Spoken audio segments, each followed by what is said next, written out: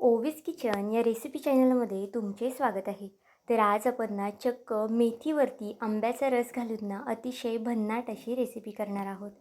आता आंब्याचा सीझनसुद्धा चालू आहे, तर ही रेसिपी प्रत्येकाने केलीच पाहिजे. आणि हा व्हिडिओ पाहिल्यानंतर ना तुम्ही ही रेसिपी नक्कीच आवर्जून कराल, कारण की खूप जास्त भन्नाट रेसिपी होते. यापूर्वी तुम्ही ही रेसिपी कधीच पाहिली नसेल, केली नसेल आणि खाल्लीसुद्धा नसेल. पण जर एकदा केली ना तर नक्कीच या सीझनमध्ये ना आंब्याचा सीझन संपेपर्यंत तुम्ही 4 ते 5 वेळा तरी ही रेसिपी करून खाल. तर चला थोडाही वेळ न घालवता लगेच व्हिडिओला सुरुवात करूया. इथे मी एक मूठभर मेथी घेतली आहे. मेथी स्वच्छ अशी 2 ते 3 पाण्याने आपल्याला धुवून घ्यायची आहे. मेथीला बघा बऱ्यापैकी माती असते ना, त्यामुळे इथे मेथी मी 2 ते 3 पाण्याने स्वच्छ अशी चोळून धुवून घेतलेली आहे. ही रेसिपी ना मी 2 ते 3 जणांसाठी करते, त्यानुसार साहित्य घेतलेलं आहे. आता जर तुम्ही जास्त लोकांसाठी करत असाल ना, तर त्यानुसार साहित्याचं प्रमाण हे तुम्ही कमी जास्त करू शकता. आता इथे आपल्याला एक पिकलेला आंबा घ्यायचा आहे. आंबा तुम्ही कोणताही घेऊ शकता, फक्त खूप जास्त आंबट नसेल ना याची काळजी घ्या. गोड आंबा असेल ना तरी चालेल, फक्त खूप जास्त आंबट जर आंबा असेल ना, तर आपला पदार्थ थोडासा आंबट होऊ शकतो. त्यामुळे आंबा खूप जास्त आंबटसुद्धा घेऊ नका. आता इथे आंबा आपल्याला कट करून घ्यायचा आहे. सुरुवातीला बघा आंबा मी इथे स्वच्छ असा धुवून घेतला आहे आणि त्यानंतर त्याच्या अगदी या पद्धतीने खापा करून घ्यायचे आहेत. आता त्याचा ना आपल्याला गर काढायचा आहे. तर इथे बघा गर आपल्याला एका मिक्सरच्या भांड्यामध्ये काढून घ्यायचा आहे. आता आंबा ना थोडासा मोठ्या साईजचा आहे ना, त्यामुळे मी एक आंबा घेतलेला आहे. तुम्ही जर 2 ते 3 जणांसाठी ही रेसिपी करत असाल आणि खूप जास्त लहान लहान आंबे असतील ना, तर मग तुम्ही 2 आंबे घेतले तरी चालेल. तर पाहू शकता अगदी या पद्धतीने आपल्याला हा गर काढून घ्यायचा आहे. व्हिडिओ इथपर्यंत पाहिलाच आहे आणि हा व्हिडिओ तुम्हाला थोडा जरी आवडला असेल ना, तर नक्कीच व्हिडिओला एक लाईक आणि सबस्क्राईब करायला विसरू नका. आणि माझा हा व्हिडिओ तुम्ही कोणत्या देशातून शहरातून पाहत आहात ना, हे सुद्धा मला कमेंट करून सांगायला मात्र विसरू नका. आता बघा इथे मी सगळ्या आंब्याचा गर काढून घेतलेला आहे. आता या मिक्सरच्या भांड्यामध्ये ना आपल्याला अजून काहीही घालायचं नाही. थोडंसं अगदी 3 ते 4 चमचे पाणी टाकून ना हे वाटून घ्यायचं आहे. पाहू शकता इथे अगदी बारीक असं हे मी वाटून घेतलेलं आहे. आंब्याच्या ज्या फोडी आहेत ना, त्या याच्यामध्ये अजिबातच राहिल्या नाही पाहिजे, त्यामुळे अगदी बारीक असे हे वाटून घ्या. आता जो गर आपण आंब्याचा काढून घेतला होता ना, तो एका प्लेटमध्ये किंवा वाटीमध्ये काढून घ्यायचा आहे. तर आता हा आंब्याचा रस नक्की कुठे वापरायचा ना, हे सुद्धा पुढे सांगते, त्यामुळे नक्कीच व्हिडिओ शेवटपर्यंत पहा. आता पुन्हा तेच मिक्सरचं भांडं मी स्वच्छ असं धुवून घेतलं आहे. त्यामध्ये एक 3 ते 4 हिरव्या मिरच्या घालायच्या आहेत. मिरचीचं प्रमाण हे तुम्ही तुमच्या आवडीनुसार कमी जास्त करू शकता. भरपूर असं यामध्ये लसूण घालायचं आहे. लसणाचं प्रमाण ना थोडंसं जास्तीचं घाला, म्हणजे पदार्थाला अजून छान अशी टेस्ट येते. इथे मी थोडेसे धने घातलेले आहेत. धने घालणं अगदी ऑप्शनल आहे. तुम्हाला जर आवडत असतील किंवा तुमच्याकडे अवेलेबल असतील ना, तरच घाला. आता हे बघा अगदी भरभरीत असं वाटून घ्यायचं आहे आपल्याला. अशी पेस्टसुद्धा केलेली नाही मी, अगदी जाडसर भरभरीत असं हे वाटून घेतलं आहे. तुम्हाला हवं असेल ना, तर तुम्ही खलबत्त्यामध्ये सुद्धा हे ठेचू शकता. आता हे थोडा वेळ साईडला ठेवूया आणि इथे आपण जी मेथी स्वच्छ अशी धुवून घेतली होती ना, ती घेतलेली आहे. त्यामध्ये एक मीडियम आकाराचा बटाटा मी उकडून घेतला होता आणि किसणीने किसून घेतला आहे. तुम्ही हाताने सुद्धा मॅश करू शकता, पण अगदी या पद्धतीने किसणीने बटाटा किसला ना, तो अगदी एकत्रित होतो, म्हणजे अजिबातच त्याच्या गुठळ्या वगैरे आधीमध्ये राहत नाही आणि छान असा मॅश होतो. आता जी हिरवी मिरची आणि आपण लसणाची पेस्ट करून घेतली होती ना, तीसुद्धा आपल्याला यामध्ये घालून घ्यायची आहे. तुम्हाला नक्कीच अजून पदार्थ काय आहे ना हे कळलं नसेल, पण जर तुम्ही व्हिडिओ शेवटपर्यंत पाहिला ना, तर तुम्हीसुद्धा आश्चर्य होणार आहे, कारण की इतका भन्नाट हा रेसिपी तयार होते. तुम्ही एकदा पाहिली ना, तर नक्कीच आठवड्यातून 3 ते 4 वेळा ही रेसिपी करणार आहात. इथे बघा एक मीडियम आकाराचा कांदासुद्धा मी बारीक असा कट करून घेतला आहे. आणि आता यामध्ये ना भरपूर अशी कोथिंबीर घालायची आहे. जर तुम्ही धने अगोदर वापरले असतील ना, तर इथे कोथिंबीर तुम्ही स्किप केली ना तरी चालणार आहे. पण कोथिंबीरीने सुद्धा खूप छान अशी टेस्ट येते या पदार्थाला, त्यामुळे जर तुमच्याकडे असेल ना तर आवर्जून घाला. इथे मी 1 चमचा इतपत पांढरे तीळ घातलेले आहेत. अगदी चिमूटभर हिंग घातलेला आहे. 1 चमचा इतपत मी जिरं घालून घेतलेलं आहे. अर्धा चमचा हळद घालायची आहे. दुसरे कोणतेही जास्तीचे मसाले आपल्याला सुके मसाले यामध्ये घालायचे नाही आहेत. फक्त अर्धा चमचा हळदीचा वापर करायचा आहे. आता इथे बघा मी एक 2 ते 3 चमचे इतपत ना बेसन पीठ घातलेलं आहे. एक लहान वाटी घेतलेला आहे. चमच्याने मोजले तर 2 ते 3 चमचे इतपत बेसन पीठ आहे. आता माझ्याकडे इथे तांदूळ आणि बाजरीचं मिक्स पीठसुद्धा होतं, तर ते सुद्धा इथे मी वापरलेलं आहे. तुमच्याकडे जर नुसतं तांदळाचं असेल किंवा नुसतं बाजरीचं असेल ना, ते तुम्ही इथे वापरलं तरी चालेल. फक्त त्यामध्ये मग तुम्ही 2 चमचे गव्हाचं पीठ ॲड करा. इथे बघा 4 ते 5 चमचे इथे मी जी पिठं आहेत ना, ती सगळी टाकून घेतलेली आहेत, तांदळाचं आणि बाजरीचं मिक्स. आणि हे आपल्याला छान असं मिक्स करून घ्यायचं आहे.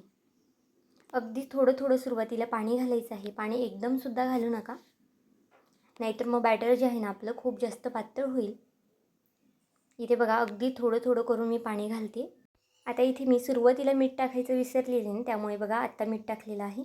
तुम्ही ज्यावेळेस हिरवी मिरची वगैरे टाकाल ना, त्याच वेळेस मीठ टाका.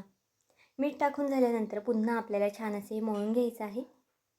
व्हिडिओ जर इथपर्यंत पाहिलाच आहे आणि थोडा जरी आवडला असेल ना, तर नक्कीच व्हिडिओला एक लाईक आणि सबस्क्राईब करून घ्या. आणि माझा हा व्हिडिओ तुम्ही कोणत्या देशातून, शहरातून पाहत आहात ना, हे सुद्धा मला कमेंट करून सांगायला मात्र विसरू नका. बघा पीठ अगदी घट्टसर असं मी मळून घेतलेलं आहे. आता यामध्ये मोठे 2 चमचे आपल्याला आंब्याचा रस घालायचा आहे. तुम्हाला हे बघून नक्कीच आश्चर्य वाटलेलं आहे.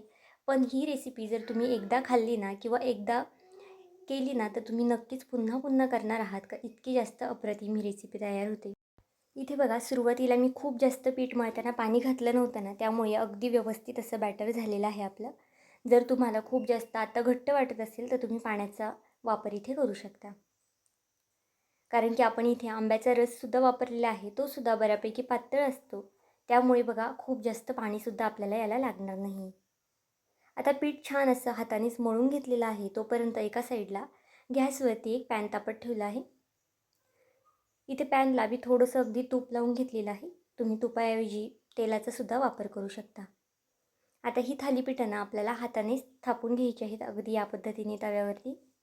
तुम्हाला हवं असेल ना, तर आपण नेहमी रुमालावरती कशी थालीपीठं थापतो, अगदी त्या पद्धतीने सुद्धा ही थालीपीठं तुम्ही थापू शकतात. कारण की तीसुद्धा अगदी पटपट थापता येतात आणि अगदी पातळ अशी थापून घ्यायची आहेत आपल्याला.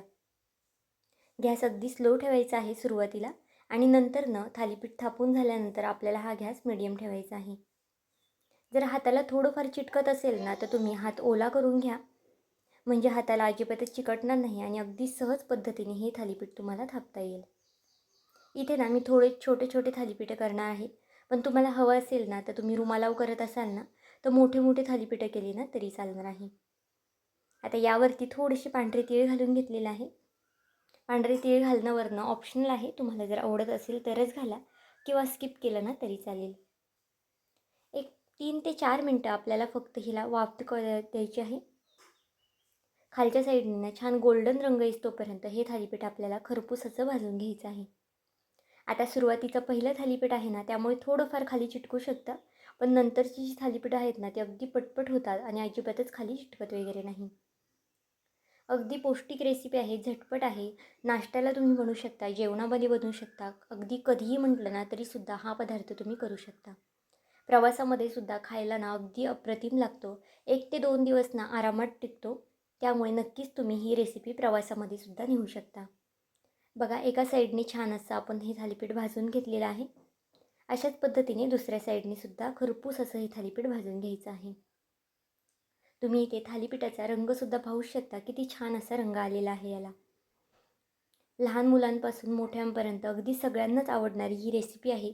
त्यामुळे नक्कीच एकदा करून पहा. आणि मला खात्री आहे तुम्ही ही रेसिपी ना यापूर्वी कधीच केली नसेल, पण जर आत्ता एकदा केली ना तर नक्कीच पुन्हा पुन्हा कराल. आणि आंब्याचा सीझन आल्यावरती ना आंब्याचा रस करण्याऐवजी अगोदर ही रेसिपी कराल. इतकी जास्त अप्रतिम ही रेसिपी तयार होते. आता इथे बघा अशाच पद्धतीने दुसऱ्यासुद्धा थालीपीठ मी थापून घेणार आहे. करायलासुद्धा अगदी झटपट बनतात, खूप जास्त काही वेळ लागत नाही.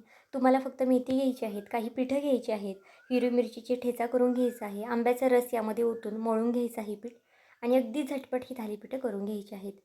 जर सकाळच्या घाई गडबडीमध्ये डब्याला करायचे असेल ना, तर हे पीठ तुम्ही संध्याकाळचंच तयार करून फ्रीजमध्ये ठेवू शकता आणि सकाळ सकाळ गरमागरम अशी ही थालीपीठं बनवून देऊ शकता.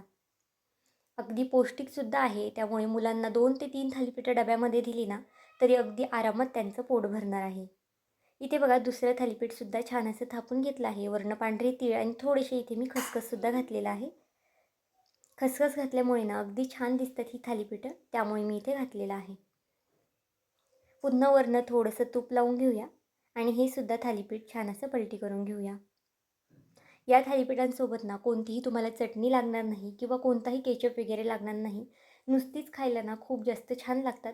पण जर तुम्हाला हवं असेल तर तुम्ही केचपसोबतसुद्धा खाऊ शकता किंवा जर एखाद्या खोबऱ्याची चटणी वगैरे केली ना तरीसुद्धा त्याच्यासोबतसुद्धा खाऊ शकता. आता बघा हे सुद्धा थालीपीठ छान असं दोन्ही साईडनी खरपूस रंग येतोपर्यंत ना भाजून घेतलेले आहे. अशाच पद्धतीने सगळी थालीपीठं मी भाजून घेते आणि नंतर तुम्हाला दाखवते. इथे बघा आपली दोन्ही थालीपीठं तयार झालेली आहे. आपण जितकं पीठ घेतलं होतं ना त्यामुळे त्यामध्ये ना एक 7 ते 8 थालीपीठं आरामात होतात. रंगसुद्धा अगदी सुरेख येतात आणि खायला ना अगदी अप्रतिम लागतात. कितीही थंड झाले ना किंवा कितीही ताट झाले ना तरी हे थालीपीठं अगदी असेच मऊसूत राहतात आणि खायलासुद्धा अगदी रुचकर लागतात. तर आजची ही रेसिपी तुम्हाला कशी वाटली मला हे कमेंट करून नक्की सांगा आणि चॅनलवरती नवीन असाल तर चॅनलला एक लाईक आणि सबस्क्राईब करायला विसरू नका. पुन्हा भेटूया आपण अशाच एका नवीन व्हिडिओमध्ये. तोपर्यंत बाय.